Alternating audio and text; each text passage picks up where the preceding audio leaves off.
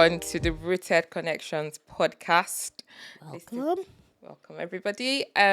Just wanted to say a big thank you to everyone who has been supporting, subscribing, listening. We just really appreciate you all. This is Pam, and I'm here with my lovely sister. Hi, everyone. My name is Uju, and this again is the Rooted Connections podcast. We love having you with us. How have you been? Yeah, adulting. I know I say it a lot, but I genuinely just need a break. I always need a break. All the time. I know. Please don't laugh. I do.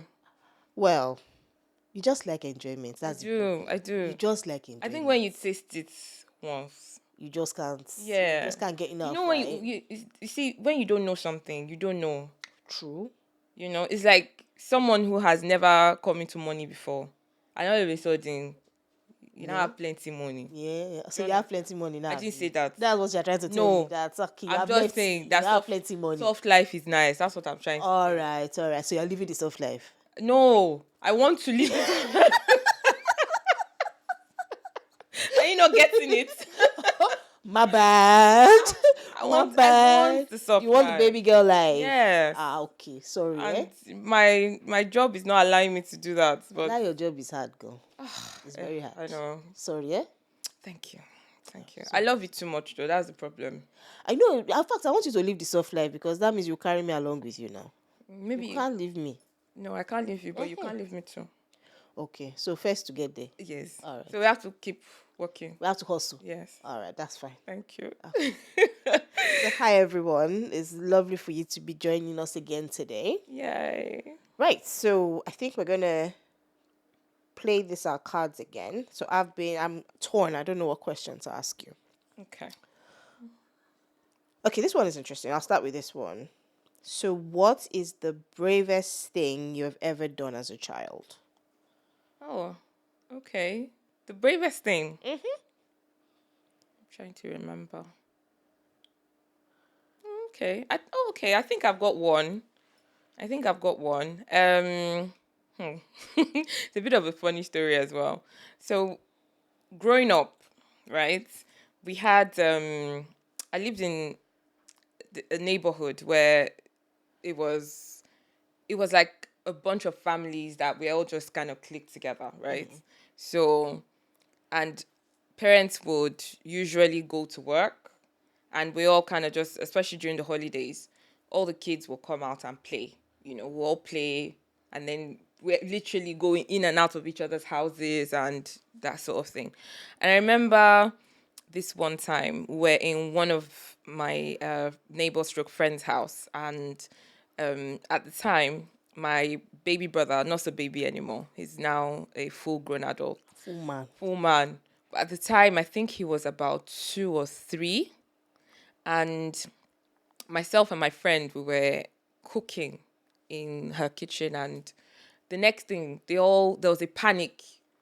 You know, we just had some of the other kids, because we're quite a lot. So some of the other kids all ran into the kitchen. Oh, Harry has fallen. And I'm thinking, okay, I didn't think too much of it. I didn't think it was like a falling, like, okay, but you know, they seemed really panicked until somebody said he fell from the top first floor balcony to the ground. No way. And you know, like our houses growing up, it was proper cement now or gravel. Yeah. Yeah. So I run. We all run in a panic, in a state of, oh my God, you know, because we were like, oh, he's not moving. Like, how old were you?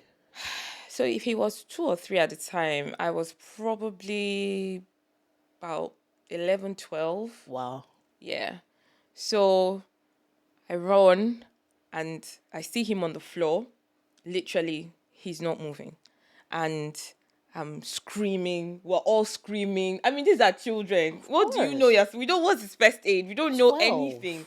And there's no adult. There are no adults, you know, anywhere. Do you understand? And so we're all panicked. You know, I pick him up, and there's like a bit of a jerk movement that he's doing as well, which really scares me.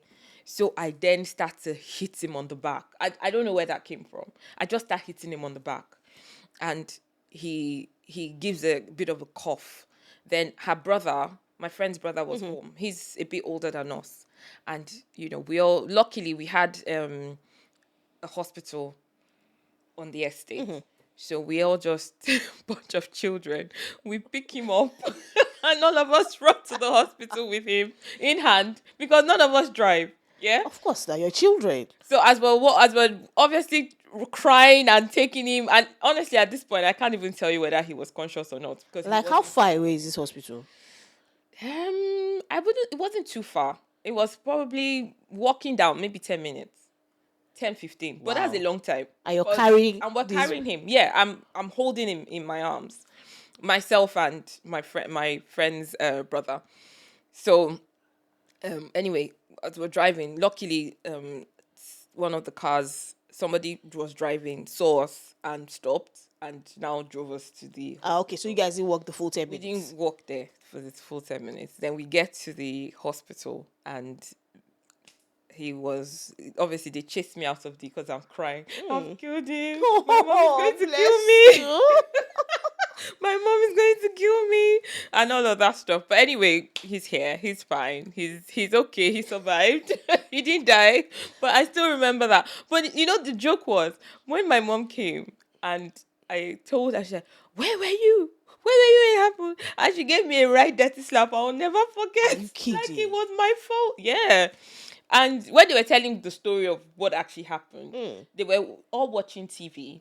And And then one he of went these, out. no, so they were watching one of these superhero, whether Spider-Man or something. He went to try He it. now wanted to try it out. Oh my god. Wow. Okay. Yeah, but apparently the movement, the hits on the back was something that the doctor said was even a good thing that I did. Oh, there you go. So at least I didn't know what I was doing at the time, but it helped. So you got the instinct. Which guy? It's the instinct now. You Well, have I the don't know, but instinct. whatever it was at the time, it worked. But it was just like the fact that I still got blamed for it, So I think that takes us. I'm even speechless, honestly. The fact that you got a slap. I still got. I got the right. Well, I suppose, yeah, that's the because I'm supposedly the mom. I'm supposed to be caring for my brothers, because I was the first. At 12? Yeah. Okay. Let me ask you my question. Okay. So, maybe fits in nicely with this. Did your parents apologize when they did something wrong? If they did, how? No. I literally don't remember being told sorry for anything. At least growing up. Right now, even now, I suppose it's not an outright sorry. It's just the usual now, have you eaten? Like they start What are you over-caring. doing? Do you understand? Yes, just are hovering around. Yeah, they start showing a lot of care. Hey, where are you? What are you doing? What happened in school yesterday? That's the best you're gonna get. You're not gonna get an outright, because parents are never wrong now. They never get it wrong. They're never heavy-handed. I bet even if you ask your mom now about this slap, she still won't tell you sorry. No, of course not. Of course not. We've had many conversations, my mom and I, as part of, I'll say, my healing process, because there are a lot of things that happened to me as a child that I still You cannot can't get your head around it. No. It was a different world back then. I think we spoke about this recently, where I was saying, I think the context of how our parents grew up, because my mom keeps telling me this story, that her older sisters could not start school because they had to look after the twins that were after her. So these are babies, effectively, looking after babies. Oh, yeah. So they couldn't start school. So somebody like that, who was looking after a baby at 7, 8, will feel like a 12, 13-year-old should be able to look after a child. So, at 3, he's not in nappy anymore now. Of course, yeah. Do you understand? So that's supposed to be that's the grace that we just need to afford them. that they're evolving from what they've been given. It's just that in the current context, it just seems a bit harsh. It was heavy-handed, It but just seems at the really time, harsh. they didn't see it as that. And to be honest, we didn't see it as that either. It's just now in hindsight that what we know now, and trying to do better. But back then, I think those things were normalized. It's not. It wasn't. I think to some degree, I'd have been surprised if I actually didn't get a slap. To be fair. Fairness. Story for another day. I tell you the day I got that my neighbor flogged all of us, including me that's not his child. What did you do? Or what did you not do? So that's how we were playing, normal play. The last born now went to drop the house key inside borehole. Oh no. Oh Of God. course, inside borehole, that's bye-bye, it's gone. So this man came back from work. We now narrated the story. The man brought cane and flogged everybody. Wow. Me inclusive. Wow. I think it's after the flogging I realized He has flogged somebody else's child. I have 3. It's 4 people that I flogged. Now bought me Fanta.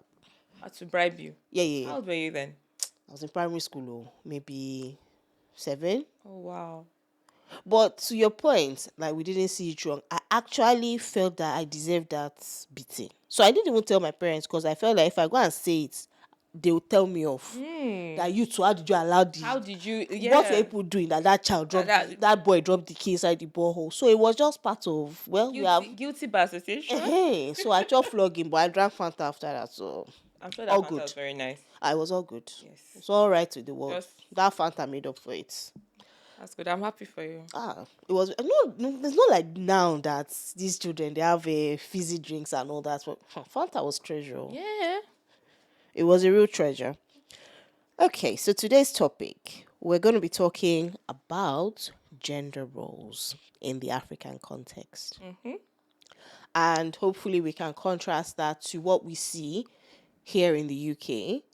And sort of talk about the pros and the cons. Yeah. So I think I'll start with my question. Do you think then there should be, or that there are, let's start with, do you think that there are defined gender roles? And on top of that, do you think there should be? Okay, so without trying to be controversial, I don't think that there are specific things that women or men should not be able to do. Right? Okay. But I think within the context of a marriage or just generally in society, I think there's just the general perception that men are seen to be stronger, to be more able to do certain things. And I think that is, for me, where I think it gets problematic. But I think biologically that is probably true though. Yes. That the average man physically is stronger than the average woman physically. But I think more and more women are now showing, because I think what has always been the case is women have not been allowed to do certain things. Fair. And more than ever, now, a lot of those stereotypes are starting to shift. And I think rightly so, because one of the things that has allowed some level of discrimination against women to thrive is on this whole idea that a man is able and a woman is not. But you can't take away from the fact that physicality, though, there's a difference. I can agree 100% from a mental perspective. So if it's a role, a job, for example, IT or something, or medicine or whatever, something that is purely mental, there's nothing that a man can do that a woman cannot do. Yeah. But what I'm just getting at in terms of from a physical point of view, there's a reason why Usain Bolt's record is not the same as the fastest woman.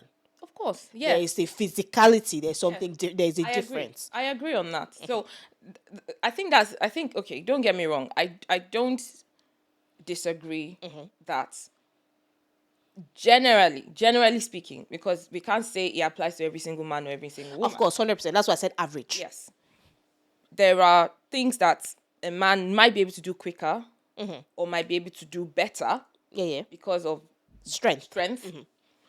But in saying that a woman is not able to do it at all, because I think that's Ah, that's what I'm trying got to you. Yeah, say, yeah, yeah, yeah. I'm with that a you now. woman is not able to do it at all. And actually, for a very long time, I think that this is the to the point I'm trying to make is, even when it's come to thing, even within sort of like more professional or executive spaces, why do we find that very rarely women hold certain level of power? It's because it's not acceptable generally within society that a woman should be overseeing what men do. That's generally how it is. Yeah. Okay. Very rarely do you find, and the women who actually now end up holding those, um being at that sort of level in their career where they're sort of at the top and now overseeing men, generally, they have to be a certain way. Go and look, check it. Yeah, I suppose there's a is it a general hardness? Will I call it that? But yeah, they're not the warmest of people generally. Not everybody. Um, because I remember I heard someone say this, because of how she's like a top level executive now. But because of how she had to be coming up, she had to fight her way through. So effectively, she feels like she's always fighting. Yeah. You enter every room and you come off somewhat aggressive because you had to fight to come up. Yeah. And for you to be able to be in certain spaces and certain rooms, to be able to have these difficult conversations, in a way, you almost have to feed into that masculinity. Do you understand? You Yeah, have to feed into it to be taken seriously. it's ridiculous though. Yeah, but that's the reality. So you touched on the context of marriage. So let's circle back to that because you're saying we're talking gender roles in a typical African society. So do we agree that there should be specific gender roles? Within marriage. Yeah. So in terms of as it is, the typical African setting, I suppose even you have it in other cultures as well. And even certainly in the UK, going back a few years, it was, the man is the provider, the woman, he looks after the home. But obviously, things have moved on from that. But in the African context, a lot of people still try to hold on to those sort of roles. Does that make sense? Yeah. And again, I think that is very limiting and very damaging for women to be seen as only able to do certain things within the home, and the husband is only able to do, because there's a massive shift from that. Because back then it was easier to see it that way, because the position of the man is to provide, so he goes out, he earns, and the woman is at home looking after the kids, right? Yeah. That's how we grew up mostly. I mean, from my perspective, remembering most of my parents' friends, generally speaking, even the women that were working, they didn't necessarily work. They had businesses, so they would go to their businesses to fit into the needs of the home. Yeah, or they had the kind of roles like teachers or civil servants that, work finishes at 4 o'clock. So they're the ones So that that will you're back tend home to the by a yeah. particular time unfailingly. Yeah. But I would say, even from our own sort of millennials, it's massively shifted. Women are executives, and you might find in a home that there are two people working at, yeah, in fact, in some cases, the woman might even be a more senior executive than her husband, right? And I do not necessarily think that should change the dynamic of what the husband is and what the wife is within the home. I think that's where respect comes in. But I think that the way that it sort of feeds into the sort of African narrative is, if a woman is seen as doing too much, then she's not going to show her husband respect. The husband cannot cook or should not be seen to be cooking.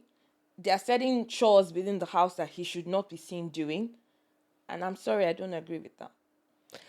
Yeah, it's just, I think, for a lot of women, because you're breaking the mold by going out to have this high flying career. So what it then turns out to be is you have to have the career plus on top of that still do all the other stuff. Certainly in the UK, or I'm sure it's the same in Canada, in America, where have you, outside of Nigeria, where you can actually get a lot of domestic help, you're having to still do all of these things. And if you're unfortunately dealing with somebody, if that's your husband, who has this typical African mindset, or even you yourself, because I've had conversations with women who even the husband is telling them, look, you don't have to do all of this stuff. Tell me what I need to do. Yeah. But she somehow feels like she's a failure if her husband is washing plates. If her husband is, doing certain things, it's like, I have failed. Yeah. And I'm not going to lie. I used to be like that. That was my mindset. Because growing up, I've never seen my dad in the kitchen. Never. It's not something I grew up seeing. Or any of my... It's always the woman in the kitchen cooking. Mm-hmm. Even with everything else and that those things are normalized. That's how it is. The woman's role is in the kitchen, in the bedroom. The man's role is to go out and earn. And I think that again, it starts from how even feeds into how children are raised. Yeah. The expectation of a girl child is different to that of a boy child. 100%. Again, using my experience, I'm the first of three, only girl. So first of all, I have two hats I have to wear. The hat of a firstborn, which is one of responsibility, the one that is needing to tend to everybody else's needs, and then I'm a girl. And then I have two brothers who grew up, who have no idea. They have no clue. In fact, I recently had a conversation. I think you were there as well now. Yeah. We're talking to my mom about it. And to a large degree, she couldn't justify it because I learned to clean. I learned to cook at a very young age. Did they learn any of this stuff at all? No. I mean, the youngest of the three, he has only in the last, I would say, 6-7 years moved out, so he's independent. But in the Nigerian context of that, labor is cheap. So, well, to be fair, I think he does cook, but he'll probably have a cleaner. So he didn't grow up being domesticated like I did. Yeah. You were being prepped to look after a home. Yes. But he was kind of prepped to be looked after. Yes. In fact, I saw this, and I can't remember whether I was in another podcast or I came across somebody saying something where she said, and it really hit home. She said that growing up in an African home, we are not taught to be able to rest and relax. And that even after she moved out and she got her own place and she's an adult, there's no mommy, no daddy, nobody telling her what to do. Even after coming home and having a really busy day, she just felt like she was letting herself down because she wasn't busy. Yeah, it's always that, what are you doing? You're sitting down watching TV. You can't just have 10 minutes to just chill. But it was predominantly girl children that were conditioned to be that way. And because of that, that is why it just feeds into how it's the norm in society. I suppose one of the biggest challenges I have with this mindset as well is that it raises certain women to not have a sense of should I call it, no, should I call it ambition? And maybe ambition is the wrong word, but because you now don't have this husband to look after you, you limit yourself. Yeah. There, there's that limit that all your, if you don't have this covering of a man, you have somehow failed. Some people are just will do anything and will not try certain things because it doesn't even occur to you that, you know what, I can do this all by myself. Yeah. It's people who are capable, but they just limit themselves. Yeah. Because you are not, you don't, it doesn't even occur to you to think to even try. But and interestingly as well, there are women who have focused on being high flyers. Yeah. They've given everything and they're at the top of their game. But then men find them intimidating and will not approach them ordinarily because they are seen as, oh, more, I can't talk to this babe. Or that automatically she will be a disrespectful person. Yeah. Or you She's just too feel like confident. she will not know how to submit. Oh yeah. Oh God. Submission. Your Yeah. favorite word. I think that has been a massive, massive use of. That is one part of the Bible that has been used to abuse women. I think is a misuse of the word. Yeah. Or because, you read the Bible, it says submit one to another. But our definition of submission, Because in they only see some, the part where it says submit unto your husband. yeah. But you don't do and they miss the other part of the same passage. Husbands, love your wives. The way Christ loved the church. And I think that if submitting to him, you submit and you don't even know. For those who actually practice that, you Yeah. submit and you don't even realize you're submitting because it becomes easy. If you're being loved right. If you're loved right. Yeah. And it's not so much submission because I think that is transactional. Do you understand? A man who loves and puts a lot into his wife, the wife would not find it difficult. For example, when you come home and there's no food at home, you go in the kitchen and cook. That does not make you a less of a man. If she's tending to the needs of the children, what stops you going into the kitchen to cook? If you can't cook, order the food now. It's not even hard. Order Uber. Thank you. There's Uber. It's not hard. It's not that deep. There's Deliveroo. It's literally not that deep. If you can't, maybe maybe you've grown up in that, that time where you haven't been taught to do those things. So fair enough. There are other ways to do this stuff to do it together. Mm-hmm. But yeah, so it is a stifling thing. But yeah, talking about how the whole submission thing, I think is the definition of submission is just warped sometimes, because submission, it seems as if it almost feels like they're trying to tell you that your will is taken away from you. But it's not that. But that's not what submission is. but Doesn't that's mean not you don't what- have a that's not voice. for me, that was not the intention Of course. of that. Of course. But that's what it has become. Yeah. That's the interpretation of it now. Of course. Because when a woman you're not allowed to speak back. Because if you speak and have an opinion on certain things, you'll say you're being disrespectful to your husband. But you can't have an opinion. I remember when I first got married, that somebody in church called me and said, the way you're calling this your husband's name is no good. You don't call him daddy. No, that I'm slapping his name on his head. And I'm just looking at this woman like, excuse me? No, you should have called him daddy now. Okay, Daddy Kenna. No, but you didn't have Ken at the time. Okay, that's true. Yeah, so it's just daddy. I should just call him Yeah. Daddy. Okay, Daddy. Daddy what? But the person that was telling me this at the time, this woman was probably in her 40s. And I'm looking at her thinking, what?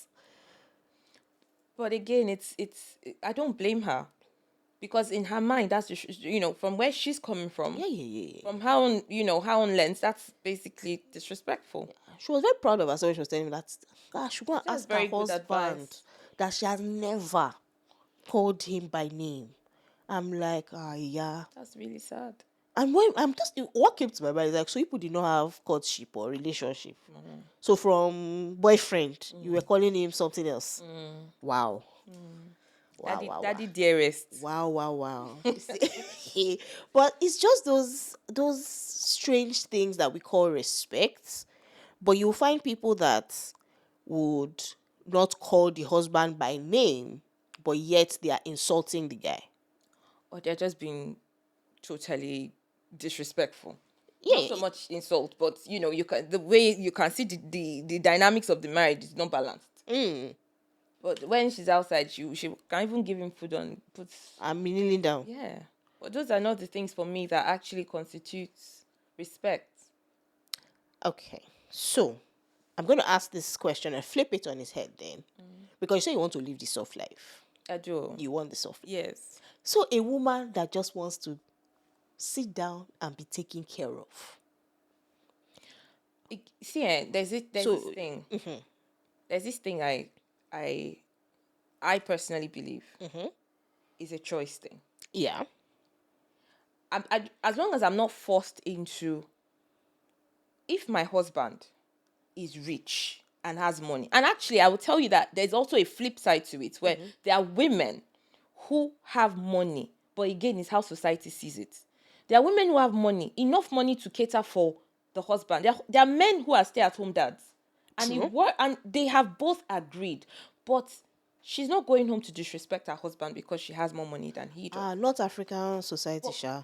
But there are women that actually do not, because what then tends to happen is the guy starts to push back because of what his friends are saying or what people are saying to him. So it might start off actually being okay or him being okay with it. But it might now be the fact that people are in his ears telling him, because in African society, this is not, it's not okay. It's not so. It's not. It's not okay. So yes, to your question, if my husband is super rich that can sit at home and be a baby girl, I will do it. In a heartbeat. As long as he's not using the money as leverage, like trying to make me feel like, I don't need to beg him. Because I'm doing my own duties as a wife too.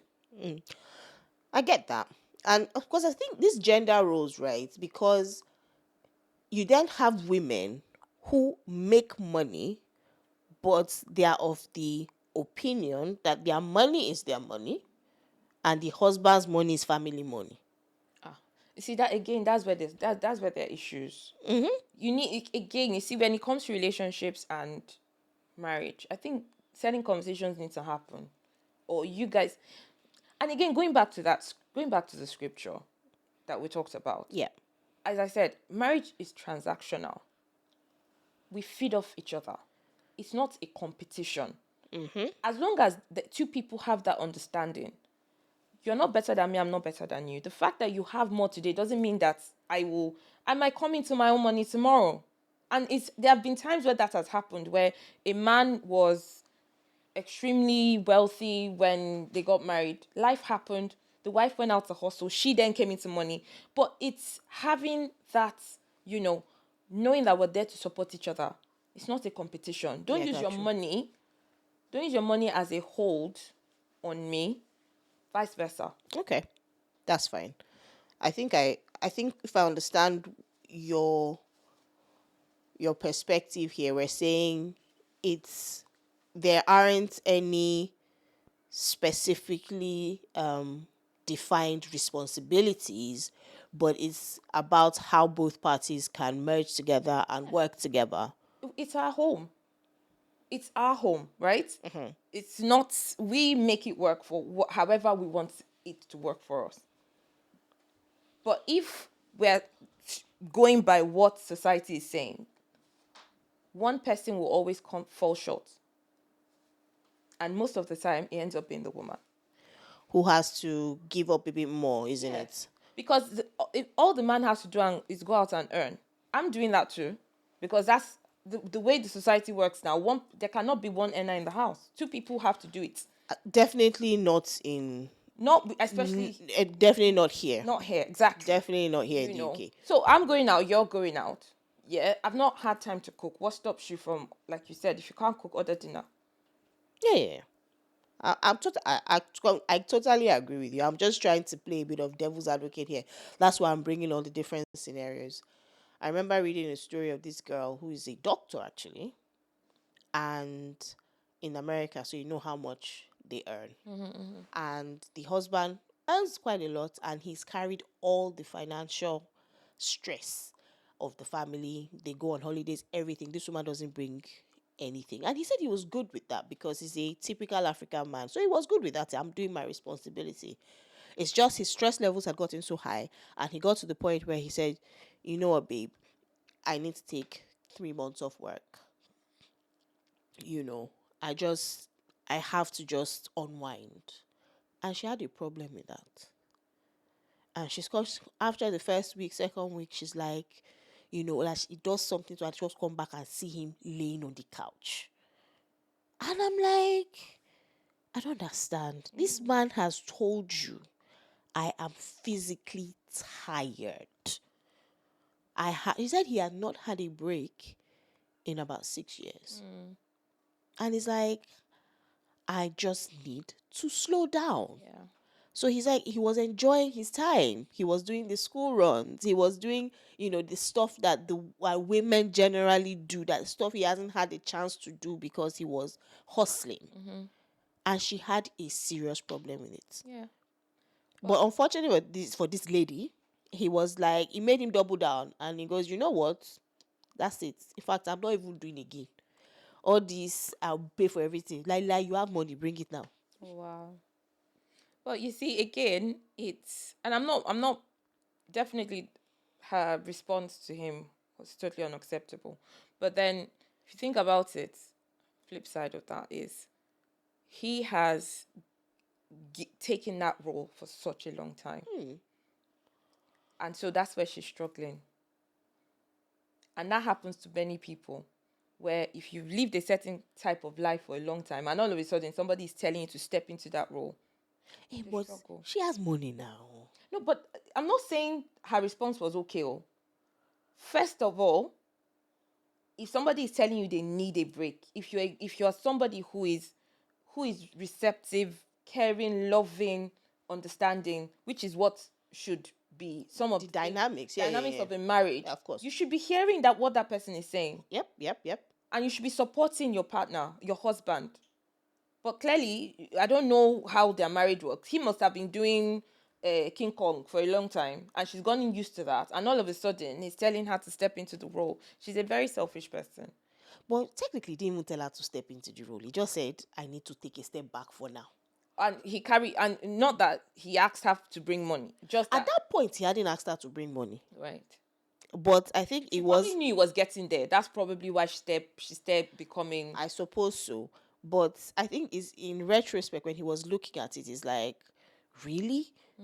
So if I should just die like this. This is how my life went. Yeah. And it's like, no. And I think the fact that he even started enjoying the time with the children, he would chill, he would sleep, he would do the school runs. So, and bonding with his kids, and he was enjoying. So it's like, oh, so this What is I've been what I've missing been out. missing. And it's like, no. If it's for this one, I'm going to take a step back, and we will start to share this financial responsibility, because it's not as if you're not earning, you are. You know, it's interesting, but I think to some degree it's shifting. I think it is. I think there's a shift, but I think we still have quite a long way to go with trying to balance this whole gender roles and dynamics within society and within marriages and just generally for the sake of our children. And because I think that there needs to be whatever a man is sorry, whatever skills or morals are being instilled into the girl child, I think similarly it needs to be done with the male child, because I think that's where it starts to change. And I think it's also the responsibility of fathers today to model what they want their daughters to accept, what their sons should be like as fathers. Absolutely. It's not just about you and your current context. Even as women, I suppose it's both parents, it's a responsibility to model what you want your children to do. Because unfortunately, many of us, as you said, didn't see men who did much in the home, not because they didn't care. It's just that's just what it was. And in our African or growing up in Nigeria, it's easy enough to do that because there was help. So the mother is not necessarily overburdened by having to do all those Yeah. things. Yeah. But in this context of where we live now, I think it's so, so important for men to model it, because it is what is modeled that our children will take forward. If they've never seen it, they're not going to know that it's normal. They're not going to expect that of anybody. Yeah. Yeah. And it is super, super essential. That's really that's so true. I just remember this story I think I saw on Instagram. Where this mother-in-law came from America. She came from came from Nigeria to Yankee to do omugo for her son. So she then sees the husband cleaning, cooking, tending to the wife, taking food to her in the bedroom where she's breastfeeding, and she calls her other son, who also lives in America, and she's like, hey, hey, that she's here and this woman is disrespecting her son like this, that she's not going to stand for it. That one now said, Mommy, you're in America. Oh. Level up. We do things a little bit differently here. Level up. This is worse in my house. If you want to come here, because she was literally saying she couldn't stand it, so she wants to go To the his other son's house. Now I said, if you like, come, because the one that we're doing here is worse. So just pack well. I love it. But exactly, but in that kind of context, those children will see it modeled and hopefully break the cycle. Yeah, 100.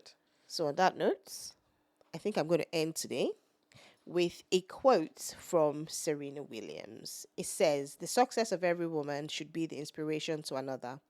We should raise each other up, make sure you're very courageous, be strong, be extremely kind, and above all, be humble." Yeah, that's really good, actually. It is, and I think it's something to hold on to. It's been the Rooted Connections podcast. We hope to see you on the next episode. Please like, subscribe, share, engage with us in the comment section, and just tell us what you think. Yeah, we love hearing from you guys. We enjoy reading your comments, so even send us DMs, whatever. We just want to hear your thoughts on